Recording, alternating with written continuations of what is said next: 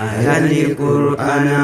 Alhamdulillahi nusuma farsina shufa makhluqarra suma irra'ana lakal hamdu wasyukru anta ya maulana simale hinjiru mutin ilma nama. Ya shahru Ramadan ya jiya Qur'ana khairiyati kabdu sani fi hawina jalala khabajan muslim ni si aina hanke sabu fami ayani Qur'ana hanke sabu fami ayani Qur'ana. Somani asdihanan kalbinti ya gammadi akadili itiya heduda rakati ya Rabbi ya Allah arara man fada tubade gamaketi ثم استغفر الله. يا شهر رمضان يا جيا قرآنا خيرياتي كبدو سني في هونا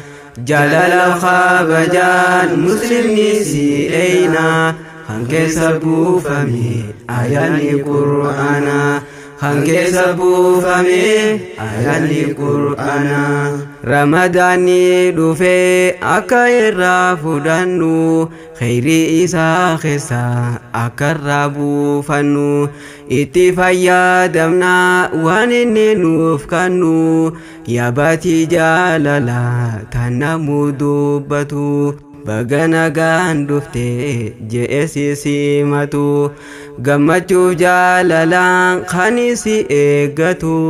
Zikri fi Qur'aana akkaniif qaaraanu ji'a khayriidhaati namuka hubannu khayri isaa keeysa namuka sammannu. Yaa ji'a soomana tolcha qalbii namaa ganamaaf galgala zikriidhaa fi Qur'aana afaan kon callisu khayriidha dubbanna gammachuu isaatu qalbii tiyyaaf raha. Yaa shahru Ramadan yaa ji'a Qur'aana khayriyati qabdu sanii fi hawwina jalala alkhabajan muslimni si ayna hanke sabu fami ayani Qur'ana hanke sabu fami ayani Qur'ana. Hojiin isaa keeysa kana kan bayyatu guyyaa soommanaa lole halkan kan dhaabbatuun halkan hunda keeysa kan khayriin bayyatu khayrii hojjechuudhaaf tattaafachuu qabdu halkan caalu si keeysa hedduudha san keeysa ammoo garuu Lailatul Qadriidha. Khayri isaa keessa ayyoomuun dagadhu isarraa milkaahuuf mudhite hidhadhu akkas taatu malee jannatan arkadhu rabbi nu taasisi warratti milkaahu gaafa guyyaa boru ittiin najaabahu.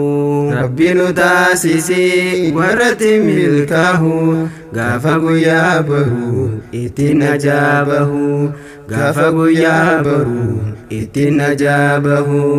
Ya Rabbi ya Allah ani sin karadha milkiti ya mara sirrahin abdadha milkiti ya mara sirrahin abdadha.